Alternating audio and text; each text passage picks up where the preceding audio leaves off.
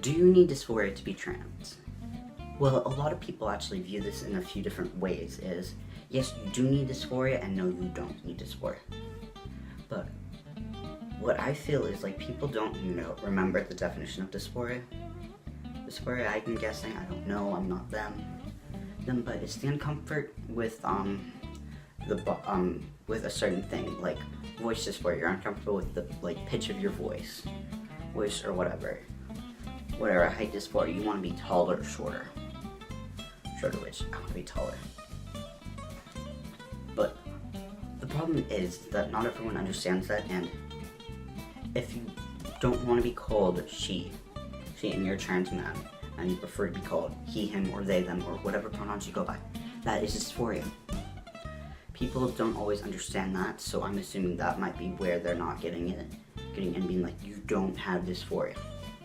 And like that's why you don't, quote unquote, don't need dysphoria to be trans. But be like, are they talking about you don't want to be like injecting hormones, having surgery of any sorts to transition?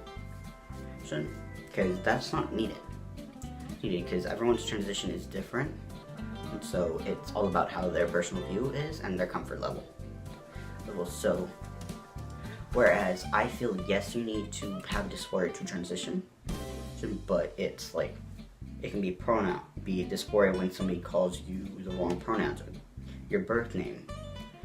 Just like if someone who was assigned female at birth and dresses typically feminine, but they are not female, and let's say they're non-binary, but that's how they feel inside, and they have this dysphoria when they get called they, but they don't get called they, them pronouns.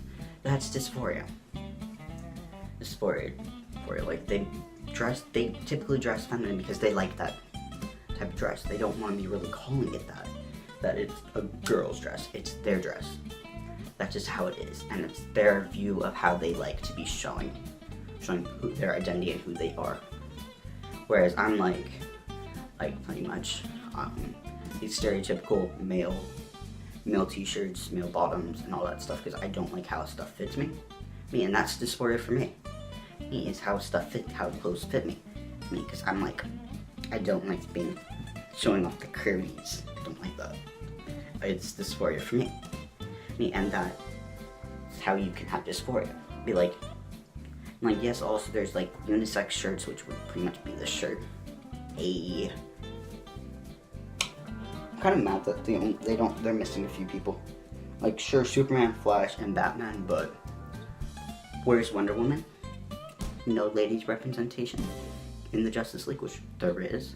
And also, where's Green Lantern? Like, where? It's a cool shirt though, like, I'm wearing it because I like it, and it's a nice feel.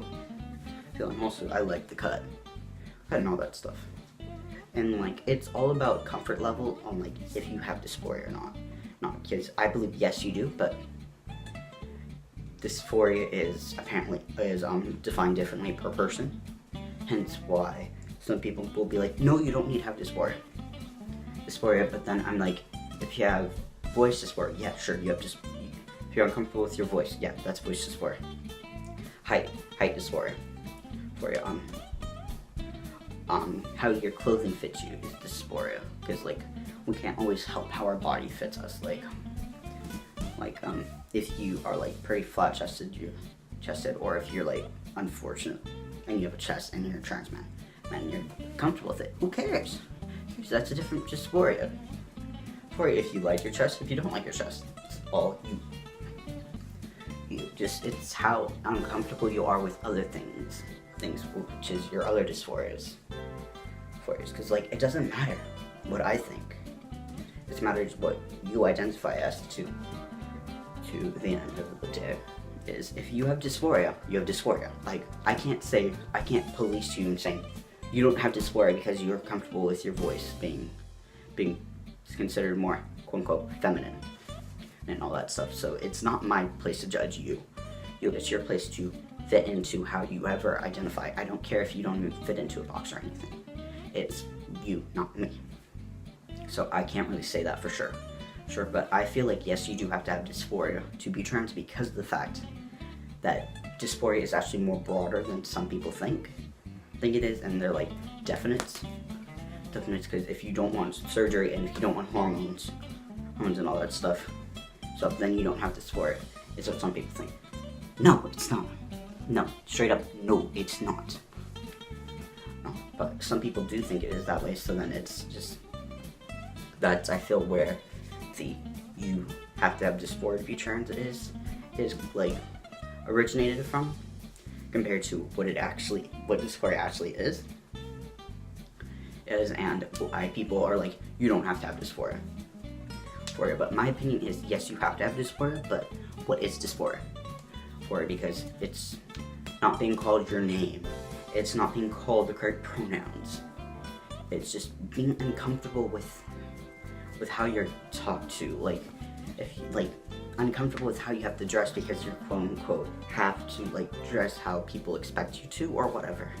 Dysphoria is very different per person, so that's the main thing, is it's just different per person, and then it's more than just, oh, I want bottom surgery, I want top surgery, I want everything done, I want hormones and everything. Like, before, when I was very early in my transition, I'd be like, I just don't like my chest, which I took care of. I had top surgery, like, it's gone, and that was my dysphoria. That was my main dysphoria. Then I'm like, I kind of like my voice to be a little bit lower, and I got on tea because I was uncomfortable and I had voice dysphoria. Where I didn't really have beard dysphoria, but I didn't shave. I haven't really shaved clean, like, forever. Shaved it down here, that's about it. The rest, just trimmed with clippers and all that. But still, different dysphorias. Like, everyone is different, so nobody can actually say what dysphoria is, in my opinion, because it's much more broader and more open for interpretation than some people may think. When they think of gender dysphoria, because it's more open, and just because someone wants to dress a certain way that coincides with the genitals that they have, because it's not really their sex, because you don't really know their sex, because you're basing it off of their junk and like internal organs and all that stuff. But let's not get into that too much. That's another topic for another day, I guess. Yes, but it's all about how they're comfortable, and like their name, huge points for dysphoria. For it can be, it's pronouns, it's so many things. It doesn't matter if they want to wear a dress. It really doesn't. I don't care if you're trans feminine or trans masculine or not even